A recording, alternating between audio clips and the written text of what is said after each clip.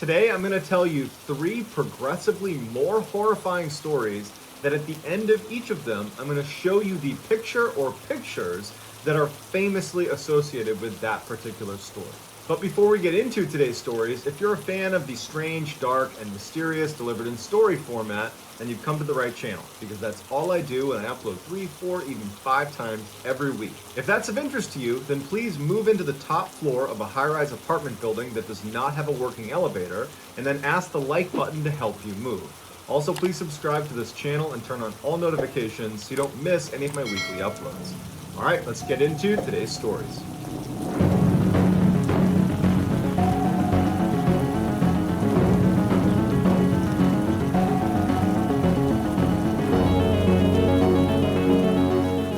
On March 20th, 1980, significant volcanic activity began to occur all over Mount St. Helens in Washington state. The north face of the mountain had begun to visibly shake, and then by March 27th, there was steam coming out of the craters and vents all over the north side of the mountain.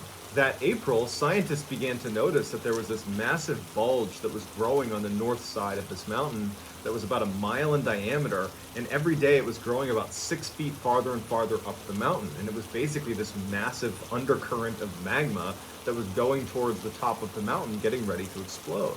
Initially, there was some speculation that perhaps this magma bulge is not nearly as big of a deal as people are making it out to be, that really at worst it could be a small eruption and it would have no impact on the surrounding areas. But authorities became skittish and were worried that they could just be caught with their pants down if this turned into a full-blown volcanic eruption.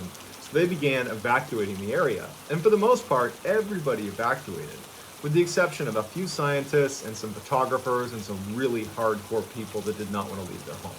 One of those people who had stayed behind was Robert Landsberg, who was a photographer, and on May 18, 1980, he was out hiking about 7 miles away from the summit of Mount St. Helens, and he was making his way up to try to find a good viewpoint of that north face. He wanted to look at that magma surge that was making its way up on the north side of the mountain. And so finally he makes his way up and he gets to a great spot and he starts taking pictures of that north face. While Robert is taking pictures of that side of the mountain, a 5.2 magnitude earthquake struck the area, causing that entire north face of Mount St. Helens to be sheared off and begin falling down the side of the mountain. It's this massive landslide. It's one of the biggest that's ever been recorded in that area.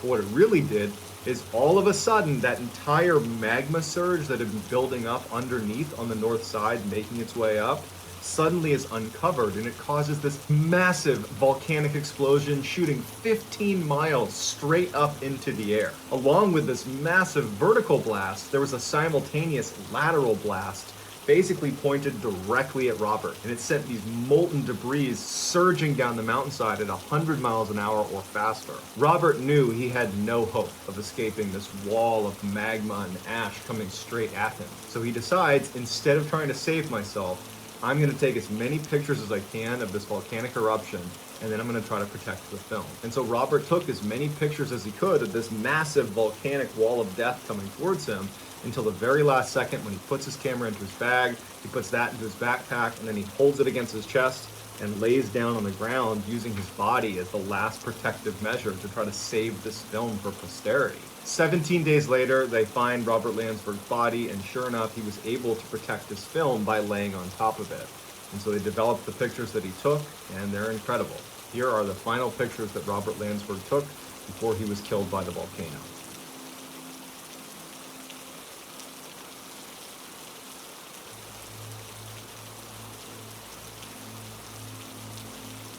On September 21st, 2014, Darsh Patel, who was a 22-year-old college student, was out hiking in a New Jersey state park along with 5 of his college buddies. As they were about to head down a particular trail that they had actually gone to this park to go down, a man and woman come charging up the path towards them. And so Darsh and his friend stop, and they're looking at these 2 people who look totally distraught and scared. And the man and woman immediately say, "Hey, don't go down this path. We were just down there, and for the past 10 minutes, a black bear has been stalking us in the tree line. We don't know where it went, but we got up here, we turned around, and it was gone, but we would not suggest going down this path. It's just not worth it." Darsh and his friends tell the couple, "Thank you for giving us the heads up. We were actually going to go down that path, and so I guess now we won't." And so the couple, they quickly leave, and Darsh and his friends are sitting there thinking, well, now what do we do? Because this was the trail we were going to go down. This is why we're here. As they're standing there, they start talking about, well, maybe we just go down anyways. You know, there's 6 of us. I highly doubt that a bear is going to come out of the woods and attack 6 people, especially a black bear that is not known to attack people. Why don't we just walk down a ways, and if we see the bear, then we just turn around and leave. And if we see the bear, might make some good pictures. Let's just go down there and see what happens. And they start walking. And sure enough, about 10 minutes into their trip down this trail, they see this massive bear parked right in the center of the trail, about 250 meters away from where they were. The bear did not appear to be doing anything. It was just sitting there, but it was clearly looking at the group of them. So Darsh and his friends are just standing there, not really sure what to do, so they start taking pictures and videos. They're not moving any closer, but they just start documenting what they're seeing because this bear was apparently stalking this couple. It was pretty interesting, and they figured, hey, make some good pictures. So they start taking pictures and taking some videos of this animal, and the animal starts walking towards them. Now, it's 250 meters away.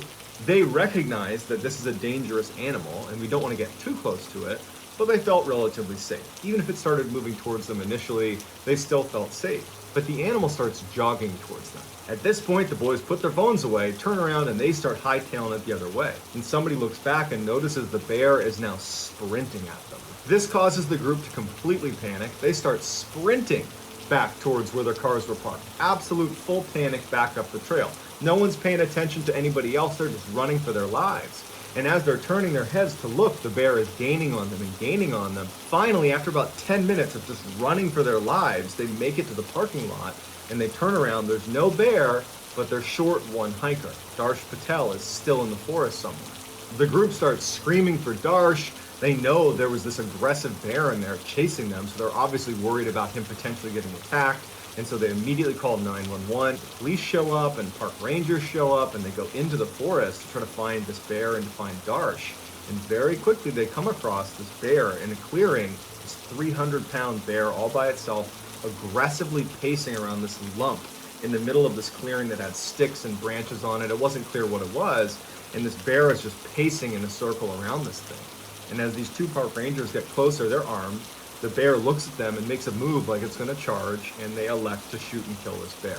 Later, the bear's remains would be taken to a laboratory, and inside of the bear's stomach was Darsh Patel. He had been killed and eaten by this bear, and that lump that was on the ground that the bear was circling was whatever was left of Darsh that had not been consumed yet.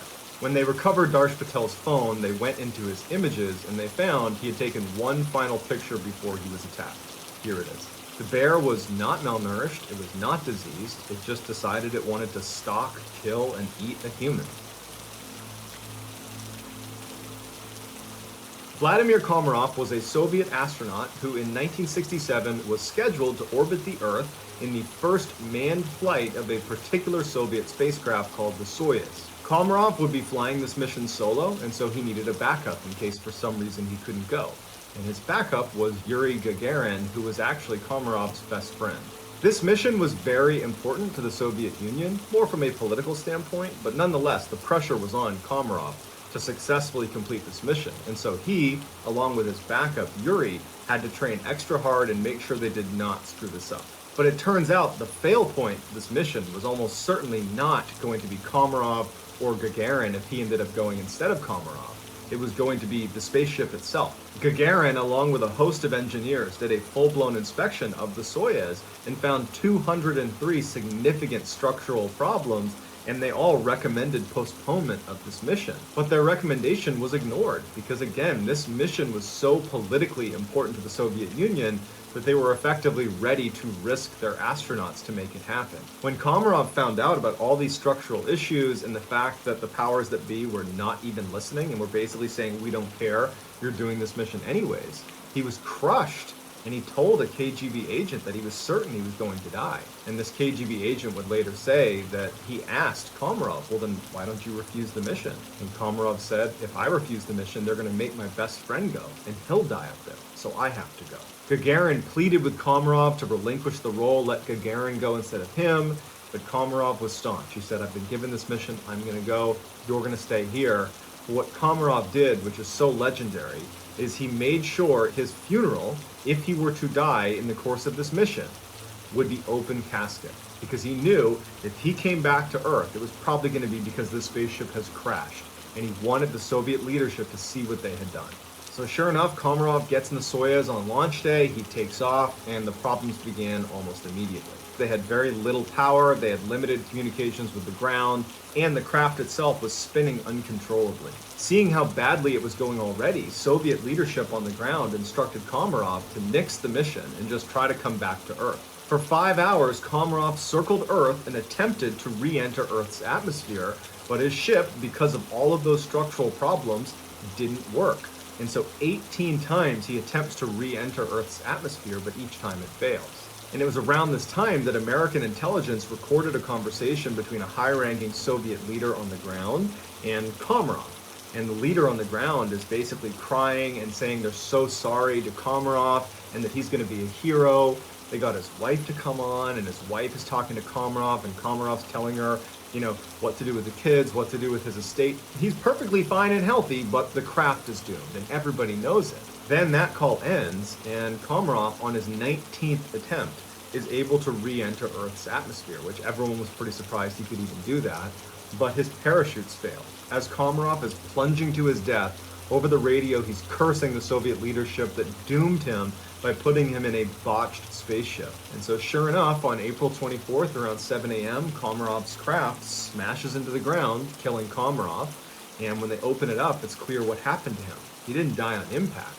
He basically burned alive inside of this capsule as it was careening down towards the Earth. And so all that's left of him is this charred pile. But because Komarov explicitly stated that they had to have an open casket funeral, specifically because he wanted the Soviet leadership to see what they had done to him, they had to hold an open casket funeral with just these charred remains. And here is the famous picture of Komarov's funeral, where the actual Soviet leaders that put him in that spaceship that was doomed, here they are viewing his open casket funeral. So that's going to do it, guys. Let me know in the comments what you thought of these 3 stories, and I will get back to all the early commenters. Plus, I will pin the best comment at the top of the comments section. If you enjoyed today's story and you haven't done this already, please sell your house and move into the top floor of a high-rise apartment building with a non-functional elevator, and then ask the like button to help you move in. Also, please subscribe to my channel and turn on all notifications so you don't miss any of my weekly uploads. If you want to get in touch with me, you can direct message me on Instagram or on Twitter. My username is the same for both platforms. It's JohnBallin416. I also have a ton of content on TikTok that you should definitely go check out. My username over there is Mr. Ballin. If you have a story suggestion, please submit it to our subreddit, just called Mr. Ballin. It's linked in the description below. I am on there every single day, and if I intentionally use one of your suggestions, I will absolutely credit you. So whether I see you on Instagram, Twitter, TikTok, Reddit, YouTube, some combination, just know that I'm incredibly thankful for your support. And until next time, that's going to do it. See ya.